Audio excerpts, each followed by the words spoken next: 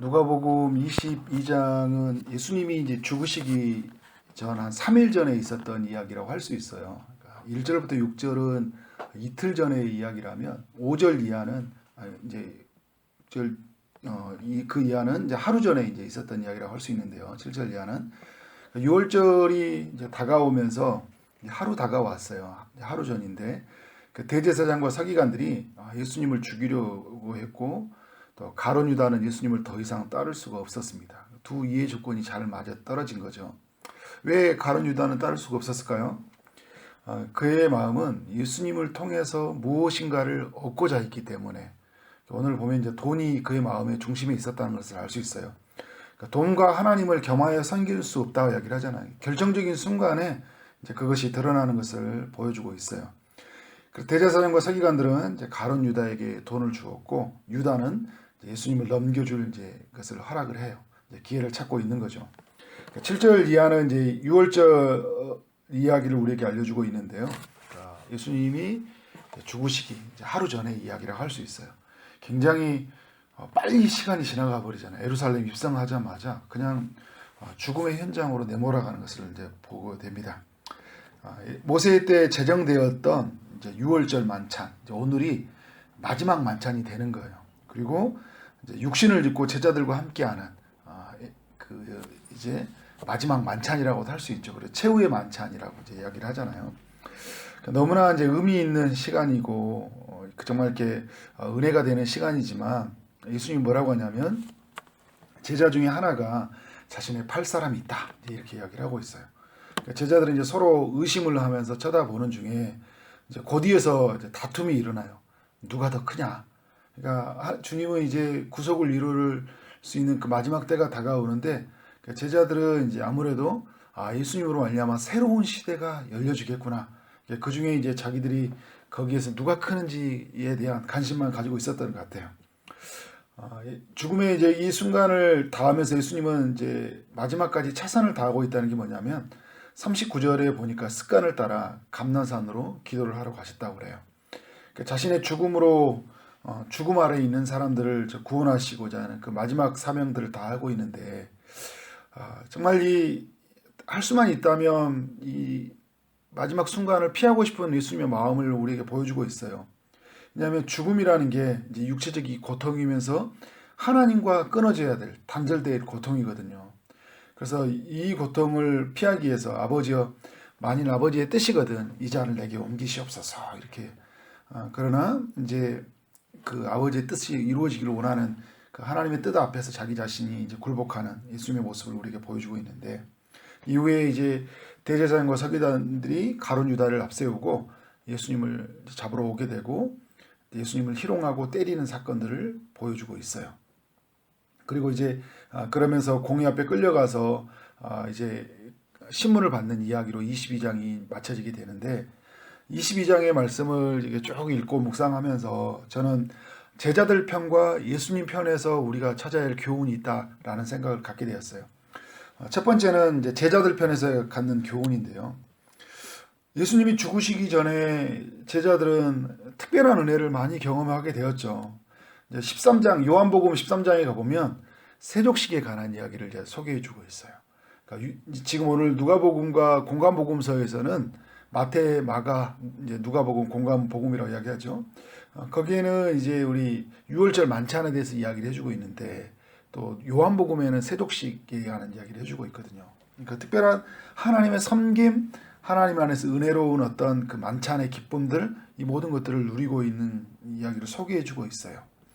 그러니까 옛것은 지나고 새로운 것이 임하는 시간이잖아요. 예전에 모세 때 제정되어졌던 그 6월절 만찬이 이제 예수 그리스도 안에서 주시는 새로운 6월절로 바뀌어지는 순간이에요. 이제 마지막 순간을 하면서 새로운 것을 맞이하게 될 이제 그런 어떤 은혜의 시간이잖아요. 이전에는 6월절 어린 양을 잡고 그 피를 바르고 그 살을 먹었는데 이전에는 이제는 어떤 거예요? 어린 양이신 예수 그리스도의 그 피를 먹고 그 살도 함께 먹는 것.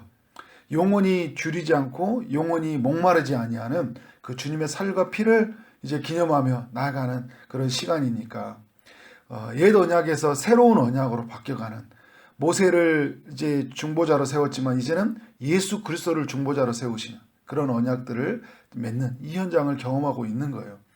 이전에는 이 모세와 함께 70명이 증인이 되었다면 이제는 예수의 그 증인이 되어서 하나님 나라의 새 언약의 증인들이 되었던 이 언약의 기쁨들을 누리게 되었다는 거잖아요. 그리고 이제 6월절 만찬이 끝나고 예수님이 이제 감람산으로 기도하러 가셨는데 습관을 찾아 기도하시는 예수님, 하나님의 뜻을 붙잡고 기도하시는 예수님, 땀방울이 핏방울이 되어서 기도하시는 그 간절히 그 하나님의 뜻이 이 땅 가운데 이루어지기를 바라는 그 예수님의 모습을 보았어요. 여러분 이런 직접 눈으로 보고 경험했다는 게 얼마나 큰 은혜입니까? 마지막 순간까지 하나님의 그 아들 예수님을 통해 은혜를 경험했다면 그들의 모습은 어떤가요? 은혜를 경험했지만 굉장히 연약했고 굉장히 형편없었다는 모습들을 보여주고 있어요. 3년 반 동안 예수님을 따라다녔던 그들의 모습들, 마지막의 성정편은 너무나 형편없었어요. 그러니까 제자들은 어떤 거였어요? 6월절 만찬의 순간에도 누가 크냐에 관심을 가졌어요. 그리고 가룟 유다는 처음 시작할 때 어떻게 하고 있어요? 하나님 예수님이냐 할 때 예수님이 다른 것들, 예수님을 통해 얻어지는 것들을 경험했기 때문에 그를 통해 얻어지는 부와 그와 명예에 있었기, 그것이 너무나 커서 예수님을 팔아넘기는 사람.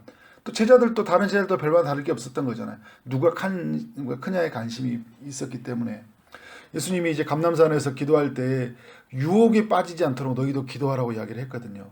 그런데 그들은 육신의 연약함 때문에 어떻게 해요? 잠만 자고 있었을 뿐이에요. 그러니까 뭔지 세상을 분별할 수 있는 지혜도 없고 그냥 피곤하니까 잠만 자고 있는 거예요. 아무런 생각이 없는 거예요. 베드로는 어떤 모습을 보여주고 있어요? 그 사단이 밀가부르듯 하도록 정말 이렇게 너희를 넘어지게 하겠다 하면서 말하면서 너희가 이제 너는 넘어지지만 다시 이제 내 형제를 굳게 하라고 했지만 절대 자기 자신은 그런 일이 일어나지 않을 거라고 호언장담했지만 결국 그는 무너지고 말았어요. 닭이 울기 전에 3번 울기 전에 부인하는 그 모습들을 보여주고 있습니다. 여러분 무엇을 이렇게 말하고 있는 걸까요? 3년 반을 따라다닌다고 해서요. 예수님의 뜻을 따라 살아가는 건 아니에요. 내가 예수님에 대해서 많이 보고 많이 알았다고 해서 잘 사는 건 아니에요. 그러니까 예수님에 대해서 온전히 알지 못하면요. 예수님이 하나님의 아들로서 그 십자가의 죽음이 무엇이고 그 안에서 이루어지는 일이 무엇인지를 내가 온전히 깨닫지 못한다면 나는 어떻게 할 수 있고 나는 이제 가룟 유다처럼 될 수도 있고 예수의 다른 11제자들처럼 누가 크냐에 관심을 가질 수 있고요. 그리고 나는 이 위험의 순간에 또 유혹의 순간에 기도하는 것보다는 내가 잠을 자는 것을 선택할 수밖에 없는 연약함이 있다는 거예요.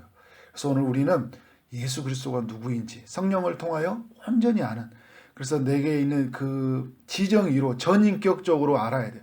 통전적으로 알아야 돼요. 그러니까 하나님의 나라 안에서 예수 그리스도가 이루심이 무엇인지를 통전적 시각으로 바라볼 수 있어야 되고요. 전인격적으로 바라볼 수 이것이 믿어져야 돼요. 지정의로 믿어져야 되고 정말 그래서 그 주님이 나를 온전히 붙잡아갈 수 있도록 알미 우리에게 필요하다는 것을 이 누가복음 22장은 우리에게 교훈하고 있습니다. 또 두 번째는 예수님 편에서 우리는 교훈을 찾아가야 됩니다. 예수님은 하나님의 뜻을 따라 오셨고 모든 삶이 하나님의 뜻으로 산다는 것을 보여주셨어요. 그리고 마지막 순간까지 예수님은 하나님의 뜻을 따라 사셨어요. 처음과 과정과 마지막이 하나님의 뜻이었다라는 거예요. 자신은 없고 오직 하나님만 있었어요. 하나님의 뜻만 있었다는 거예요. 그러니까 자신의 육체를 따라 반응하지 않았어요. 피곤하니까 피곤하다고 반응하지 않았고 사람들이 거대한 힘의 세력을 따라 다가오니까 그 힘의 세력에 따라 두려워서 두려움에 따라 반응하지 않았어요.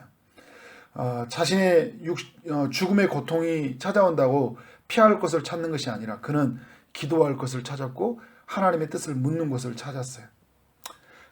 이제 자신이 죽을 몸이지만 다시 부활할 몸이 되어 영원한 살이 되고 영원한 음료가 되는 세상, 그것을 바라보고 자신의 몸을 기꺼이 드리고 살아가는 것을 볼 수 있습니다.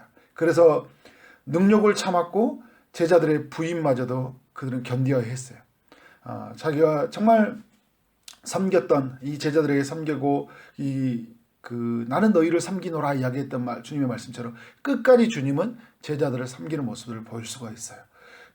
자기를 부인할 줄 알고 자기를 팔아넘길 줄 알았지만 예수님은 제자들을 마지막 순간까지 섬기는 모습을 보여주고 있습니다. 여러분, 오늘 예수님은 이러하신 예수님이에요. 마지막 순간에 신문을 받으시고 때리고 조롱하는 순간까지도 주님은 참으시고 자신의 구속의 사역을 완성을 위해서 그 모든 수치를 감당하시는 분이 우리가 믿는 예수님입니다. 우리는 이 예수를 닮아가야 돼요. 이 예수를 바라보고 이 예수님을 따라가는 삶이어야 된다.